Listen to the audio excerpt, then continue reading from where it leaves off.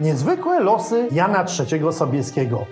Zwycięstwa kształtowane przez sojusze, intrygi, zbiegi okoliczności, a może przeznaczenie.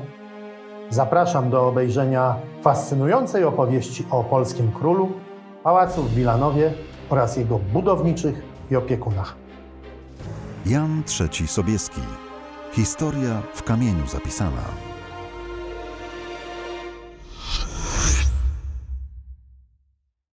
Dyplomacja i fortele Jana III. Najazd turecko-tatarski zastał Rzeczpospolitą osłabioną i nieprzygotowaną do obrony. W sierpniu 1676 roku 50-tysięczna armia turecko-tatarska wkroczyła na Pokucie. Jan III Sobieski z 18-tysięcznym korpusem śmiałym manewrem wyszedł naprzeciw Osmanom i Ordyńcom. Szlak przemarszu armii muzułmańskich na kierunku stanisławowskim znaczony był pożogami. Dnia 24 września jazda polska starła się zwycięsko z wrogiem pod Wojniłowem, po czym cofnęła się do Żurawna, gdzie król zakomenderował rozbicie warownego obozu osłoniętego przez dorzecza Dniestru i Krechówki. Pod koniec września Turcy pod wodzą paszy damasteńskiego Ibrahima Szejtana nadciągnęli wespół z Ordami, którym przewodził Selim Girej, han tatarski. Rozpoczęło się oblężenie. Osmanowie intensywnie ostrzeliwali obóz polski z ciężkich armat. Wojska koronne i litewskie, pozbawione dalekosiężnej artylerii, od początku ponosiły znaczne straty. Zaczynało brakować żywności i paszy dla koni. Turcy kopali aprosze i sypali nowe reduty, zbliżając się z armatami niebezpiecznie do polskich wałów. Król Jan III wespół z generałem artylerii Marcinem Kąckim zakomenderowali zmniejszenie polskich redut. Sam król chwycił łopatę, sypiąc nowe okopy. Przedsiębiorczy Kącki znalazł w piwnicach pobliskiego zamku stary moździerz, z którego zaczęto bić tureckimi niewypałami. Ten siarczysty ostrzał łamał wielokrotnie ponawiane szturmy tureckie. Polskie bombardowania zaniepokoiły Osmanów, którzy licząc krwawe straty, a znając wcześniejszą słabość polskiej artylerii, nabrali podejrzeń, że Sobieski dostał nieoczekiwaną odsiecz. Gdy brakło prochów w koroniarzach, zaczął upadać duch. Nie stracił go jednak Jan III, mówiąc: „Z gorszych wyprowadzałem was terminów. Czyż myślicie, że głowa moja stała się słabszą po włożeniu na nią korony?” Historia w kamieniu zapisana. O tak, znam ci owego oficjera, grzeczny to kawalera i politycznej wielce w obozie warownym pod Żurawnem.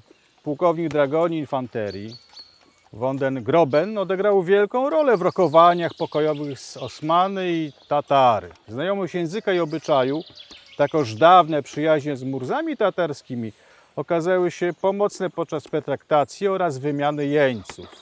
Posłuchał wszak wielokroć do bisurmanu. A ja powiem właśnie, że znałem i owego drugiego oficjera. Pułkownik Stanisław Druszkiewicz, będąc gołowąsem a srogim rębajłą, już za młodu zapracował na kaptur i wyrok. Uciekłszy tedy na dzikie pola, zaciągnął się do załogi kudackiej, by tam zmyć hańbę kondemnaty i móc apelować o to na Sejmie.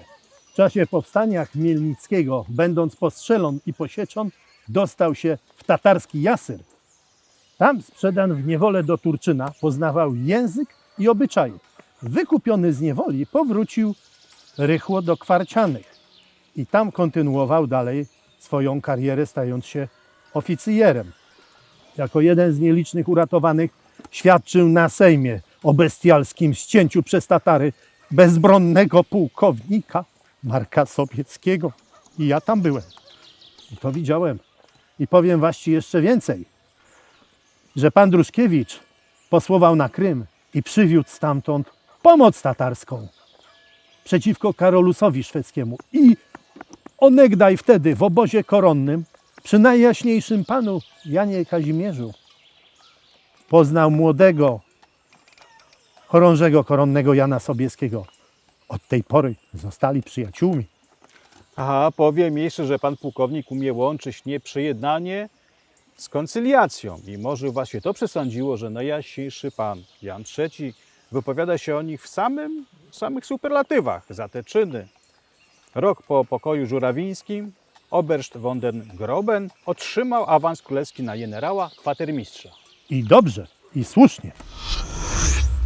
Zacięta obrona Polaków i Litwinów, duże straty w szeregach tureckich, jesienny wylew Krechówki, której wody wtargnęły do obozu osmańskiego, a także kolportowane przez Polaków wieści o nadejściu od sieczy, skłoniły Ibrahima Szejtana do podjęcia rokowań. 14 zawarto więc zawieszenie broni, a już 17 października 1676 roku podpisano rozejm przyznający Rzeczpospolitej część terytoriów utraconych na mocy traktatu buczackiego. Białą Cerkiew i Pawołocz pozostawiono w rękach polskich, Kamieniec Podolski w tureckich. Jasyru nie dano, haracz zaś poszedł w zapomnienie. Cały spór o Podole i Ukrainę został zatem odesłany do załatwienia na drodze dyplomatycznej przez Wielkie Poselstwo Polskie na czele z wojewodą chełmińskim Janem Gnińskim. Pokój żurawiński był kompromisem pomiędzy wyczerpanymi przeciwnikami. Rzeczpospolita nie posiadała już sił i środków, by odzyskać utracone prowincje. Turcja zaś po utracie pierwszej doborowej armii pod Chocimiem i osłabieniu drugiej pod Żurawnem także straciła potencjał bojowy. Osmanowie po przekalkulowaniu wszystkich czynników przychylili się do zawarcia pokoju z Janem III i zakończenia działań wojennych. Ich uwagę przykuwała zdobycz pewniejsza i bliższa – Austria i Wiedeń. Pod koniec XVIII wieku marszałkowa Izabela Lubomirska, następna właścicielka Wilanowa, zleciła szereg różnych prac remontowych. Nie zachowały się zapiski dotyczące nazwisk rzeźbiarzy czy sztukatorów. Wiadomo jednak, że jej zięć Stanisław Kostka-Potocki, nie będąc jeszcze właścicielem Wilanowa, zatrudniał sztukatorów włoskich. Gdy Stanisław Kostka-Potocki stał się dziedzicem posiadłości, w części pałacu utworzył muzeum.